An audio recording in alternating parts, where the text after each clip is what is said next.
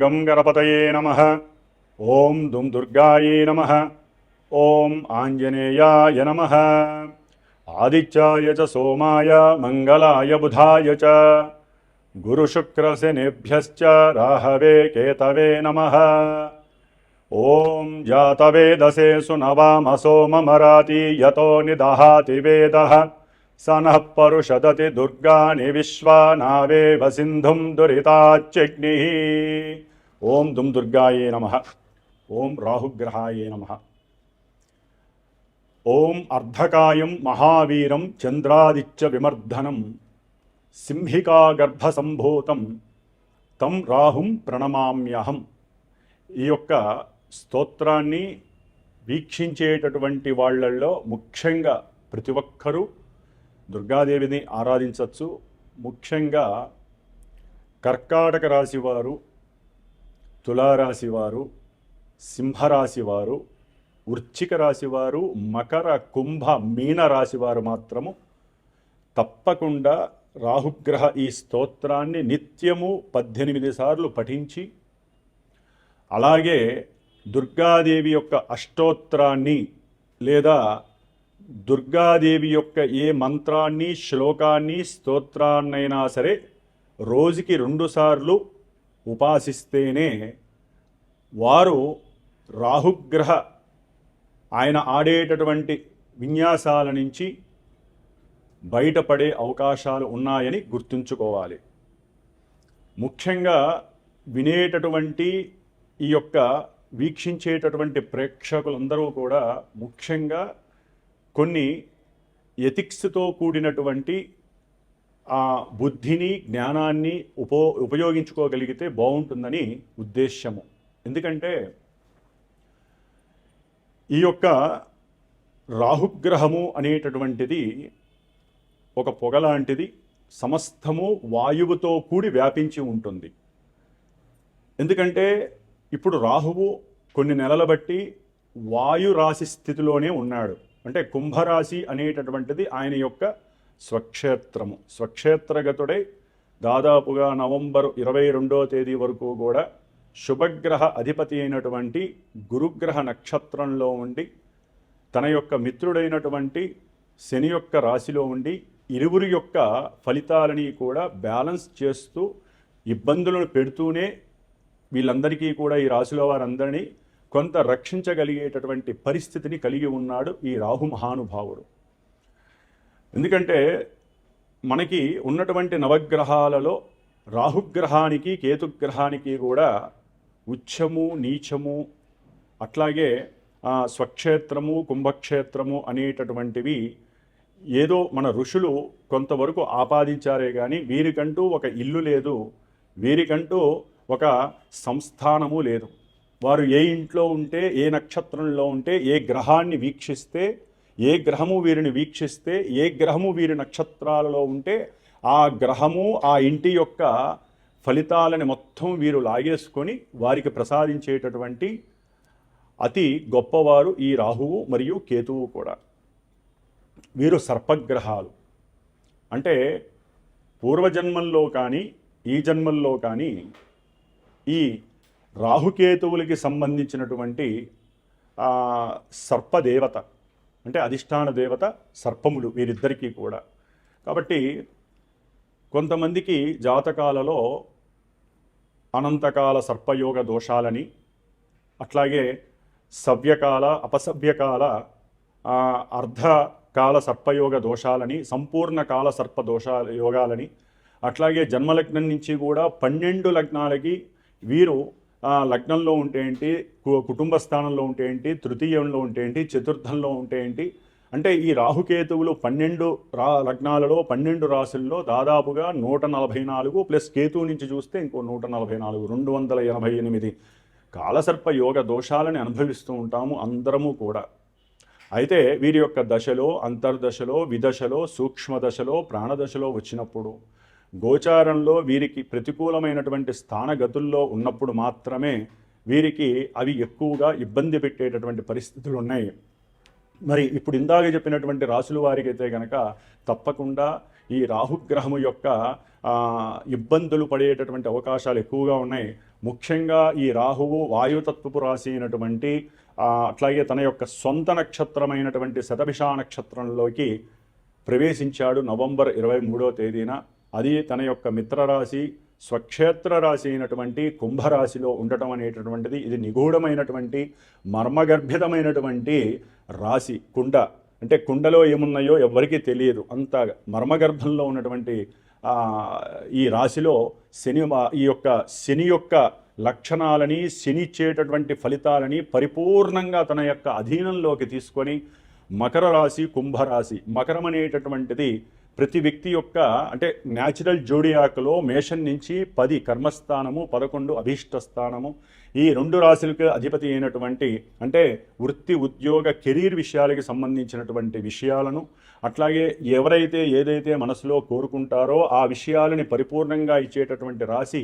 మరి అన్ని రకాలైనటువంటి లాభాలకి అంటే శరీర ఆరోగ్యము రీత్యా ధనలాభము, కుటుంబ సౌఖ్యము, అట్లాగే భార్యాభర్తల అనుకూలత, విద్యాలాభము, సంతాన యోగము, అట్లాగే ప్రతి కార్యంలో విజయలాభ సిద్ధి, వృత్తిలో ఎదుగుదల కావచ్చు, ప్రమోషన్ లెవెల్స్ కావచ్చు, మిత్రుల యొక్క సఖ్యత కావచ్చు, అట్లాగే తల్లిదండ్రుల నుంచి వచ్చేటటువంటి పూర్వార్జిత ఆస్తిపాస్తులు కావచ్చు, కోర్టు వ్యవహారాల యందు లాభస్థితులు కావచ్చు, అట్లాగే ముఖ్యంగా ఆకస్మికంగా ఒక ఇన్సూరెన్స్ పరంగా కావచ్చు, లేకపోతే వారి పెద్దవాళ్లలో ఎవరైతే చనిపోతే వారికి సంబంధించిన ఆస్తులు వీళ్ళ యొక్క ఆస్తుల్లో కలవచ్చు, భూగృహాలు వీరికి ఆకస్మికంగా రావచ్చు, ముఖ్యంగా పిత్రార్జిత లాభం కావచ్చు, లేకపోతే వీరికి గవర్నమెంట్ ఉద్యోగ లాభస్థితులు కావచ్చు, లేకపోతే ఏదైనా సరే ఒక నదీ తీరాలు కానీ పుణ్యక్షేత్రాల దర్శనము ఎప్పుడూ చేసే యోగము కావచ్చు, ఉద్యోగము వలన కలిగేటటువంటి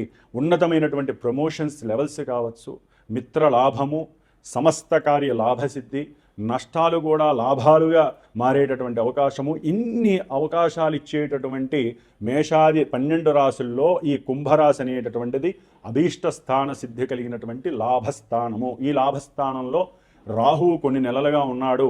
ఆ నెలలుగా ఉండి గురువు యొక్క నక్షత్రంలో ఉండి చాలా వరకు కొంతమందిని సేవ్ చేశాడు. కానీ ఇప్పుడు ఆయన సొంత నక్షత్రంలోకి వచ్చి ఒక్కొక్కల యొక్క అంతు చూసేటటువంటి పరిస్థితి ప్రారంభమవుతుందని చెప్పవచ్చు. ఎందుకంటే ఎవరి నక్షత్రంలో ఉండి ఎవరి అయితే అనుకూలంగా ఉంటారో శని ఈయనకి అనుకూలంగా ఉంటాడు. ఎందుకంటే ఇద్దరు పాపులు, ఈ ఇద్దరు పాపులు మహామిత్రులు. ఆ మిత్రులిద్దరూ కూడా ఈ స్థానంలో వారిచ్చేటటువంటి ఫలితాలన్నీ కూడా కర్మ ఫలితాలని తవ్వి చూసేటటువంటి. ఎందుకంటే కుంభరాశి అనేటటువంటిది మామూలుగా వ్యవహారిక భాషలో తవ్వకాలకి అంటే తవ్వితే పురాతన వస్తువులు బయటకు వచ్చినట్టుగా, లేకపోతే నదీ గర్భంలో ఉన్నటువంటి ఎన్నో పెట్రోలు, డీజిలు ఇలాంటి ఐటమ్స్ కావచ్చు, లేకపోతే లోపల ఉన్నటువంటి ఖనిజాలు కావచ్చు, సంపద కావచ్చు, ఏదైనా సరే మంచి కావచ్చు, లేకపోతే నీళ్ళ లోపల ఉన్నటువంటి చెడుకు సంబంధించినటువంటి వ్యవహారాలు కావచ్చు, నీటి యొక్క ప్రమాదాలు కావచ్చు, ఇలా ఎన్ని విషయాలైతే వాయు సంబంధిత ప్రమాదాలు కావచ్చు, లేకపోతే మనకి ప్రతి రాశికి కొన్ని మన దేశంలో కొన్ని రాష్ట్రాలు ఉన్నాయి, ప్రపంచంలో కూడా ఒక్కొక్క రాశికి మేషరాశి నుంచి 12 రాశుల్లో కొన్ని దేశాలు కూడా ఉంటాయి. మనకి వాతావరణ జ్యోతిష్యం చూస్తే కనుక ఇట్లా అన్నిటి మీద ఈ యొక్క రాహువు యొక్క ప్రచండమైనటువంటి ఉద్రేకభరితమైనటువంటి ఎక్కడా కూడా కాంప్రమైజ్ కానటువంటి స్థితిగతులని మనకి అనుభవంలోకి తెచ్చేటటువంటి గ్రహము ఈ రాహుగ్రహము. దాదాపుగా నవంబర్ 23వ తేదీ నుంచి ఆగస్టు 2వ తేదీ వరకు కూడా దాదాపుగా ఒక 9.5 నెలలు ఆయన ఆడుకునే ఆటలో మనందరము కూడా పావులమవుతాము. ముఖ్యంగా జన్మజాతకంలో ఎవరికైతే కనుక శనికి సంబంధించినటువంటి నక్షత్రాలు ఉంటాయి కొన్ని, ముఖ్యంగా పుష్యమి నక్షత్రము, అనురాధ నక్షత్రము, ఉత్తరాభాద్ర నక్షత్రము, అట్లాగే శనిగ్రహ రాశులు మకరము, కుంభము ఈ రాశులు వారు. అట్లాగే రాహుగ్రహ నక్షత్రాలు ఉంటాయండి, ఆరుద్ర నక్షత్రము, అట్లాగే స్వాతి నక్షత్రము, శతభిష నక్షత్రము, అట్లాగే కుంభరాశి ఆయన ఉన్నటువంటి రాశిగతులు. వీరు ముఖ్యంగా చాలా జాగ్రత్తగా ఉండాలి. ఈ రాశుల్లో ఈ నక్షత్రాల్లో ఉన్నటువంటి అది ముఖ్యంగా సింహరాశి వారైనా సరే, లేకపోతే ఆయన వీక్షిస్తున్నటువంటి రాశుల్లో తులారాశి ఒకటి ఉంది, మిథున రాశి ఉంది, వ్యాపార రాశులు ఈ రెండూ కూడా వ్యాపార రాశులు. వాయు సంబంధిత రాశులను చూస్తూ వాయు సంబంధితమైనటువంటి రాశి అయినటువంటి మకర రాశి, మకర రాశి వారికి రాహుగ్రహము సొంత నక్షత్రములో తన యొక్క మిత్రరాశి అయినటువంటి, అట్లాగే మకర రాశ్యాధిపతి కూడా శని ఇంట్లోనే రాహు ఉండటం అనేటటువంటిది ఒక రకంగా ఇది రెండో స్థానము. ఈయన ఈ ఈ సంవత్సరము నవంబర్ 23వ తేదీ నుండి దాదాపుగా ఆగస్టు 2026 రెండవ తేదీ వరకు సొంత నక్షత్రంలో ఉండటం అనేటటువంటిది చాలా విశేషప్రదము. కుటుంబ సౌఖ్యములు అధికంగా ఉంటాయి. అట్లాగే ఆరోగ్య విషయంలో కొన్ని జాగ్రత్తలు వహిస్తారు. అట్లాగే ధన సంబంధిత విషయాల్లో కూడా వృద్ధి ఉంటుంది. వీరు ఇంకొకరికి ధన సహాయము, మాట సహాయము చేసేటటువంటి పరిస్థితిని ఎంచుకొని దాని ద్వారా కూడా అఖండమైనటువంటి కీర్తి ప్రతిష్టలు కలుగుతాయి. ఏ వ్యాపారంలో వీరు సంసిద్ధతగా జ్ఞానాన్ని, అంటే ఏదైనా ఒక వ్యాపారము పెట్టాలి అని అనుకుంటే కనుక మకర రాశి వారు దాని యందు ఒక 6 నెలలు 3 నెలలు అట్లీస్ట్ దాని యందు విషయ పరిజ్ఞానము తెలుసుకొని కనుక వీరు ప్రయత్నం చేస్తే వ్యాపారంలో చక్కటి ప్రావీణ్యత కలుగజేసేటటువంటి పరిస్థితి ఈ మకర రాశి వారికి కలుగుతోంది. అట్లాగే తినేటటువంటి ఆహార పదార్థాలు కూడా వీరికి మంచి శక్తిని, పోషణని ఇచ్చి చాలా ఉన్నతమైనటువంటి ఆలోచనల వైపు నాగరికత పెంచుకునేటటువంటి అవకాశము వీరికి ఇంకా ఉత్పన్నమయ్యే పరిస్థితి కలుగుతుంది ఈ రాహువు వలన. అట్లాగే బ్యాంకు బ్యాలెన్స్ అనేటటువంటిది ఎప్పటికప్పుడు నిత్యము స్థిరంగా ఉండేటటువంటి పరిస్థితి కలిగే అవకాశం ఉంటుంది. కొంతమంది కుటుంబంలో శత్రువులు కూడా వీరితో మిత్రత్వం కోరుకునే పరిస్థితి కలుగుతుంది. జన్మజాతకంలో మకర రాశి వారికి జన్మలగ్నాతో ఈ రాహువు గనక కొన్ని గ్రహాలు మంచి, అంటే విద్యాస్థానానికో లాభస్థానానికో 9వ స్థానానికో కొన్ని స్థానాలు ఉంటాయి. అది కేంద్రంగానో లేదా ముఖ్యంగా లాభస్థానాలు కొన్ని ఉన్నాయి అన్నమాట, కోణస్థానాలు. వీటికి ఆధిపత్యం కలిగినటువంటి గ్రహాల యొక్క నక్షత్రాలలో కానీ వారి ఇళ్లలో కనుక రాహు ఉన్నట్లయితే ఇప్పుడు ఈ గోచార స్థితి వీరికి ఉన్నతమైనటువంటి విద్యాస్థితి, ఉద్యోగ స్థితి, వ్యాపార స్థితి, ప్రమోషన్లలో మంచి ఉన్నతగతి, అట్లాగే కొన్ని కర్మ దోషాల నివృత్తి కలగటము, వీరి వాక్కు వలన వీరికి వెంటనే సరైనటువంటి ఆదాయ వనరులు అమరటము, ఇట్లాంటివన్నీ కూడా వీరికి శుభ పరిణామాలు కలగడానికి అవకాశం ఉంటుంది. ఏదేమైనప్పటికీ కుటుంబ వ్యవస్థలో మకర రాశి వారు కొంచెం ఆలోచించి మాట్లాడటం చాలా మంచిది. సంభాషణ చేసేటప్పుడు బంధుమిత్రాదులతో ఏదో యావగింపుగా, ఎగతాళిగా ఉండటము, లేకపోతే ఆలోచించి నిర్ణయాలు తీసుకున్నప్పటికీ కొంచెం స్టెబిలిటీగా ఉండే ఆలోచనలు తీసుకోవడం మంచిది. లేకపోతే బంధుమిత్రాదులు కొంచెం దూరమయ్యే అవకాశం ఉంటుంది మీ యొక్క వాక్కు సాధన వలన.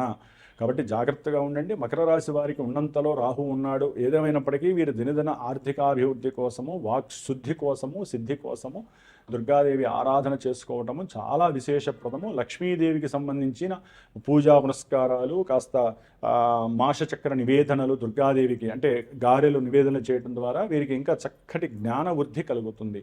ఓం దుమ్ దుర్గాయే నమో నమః.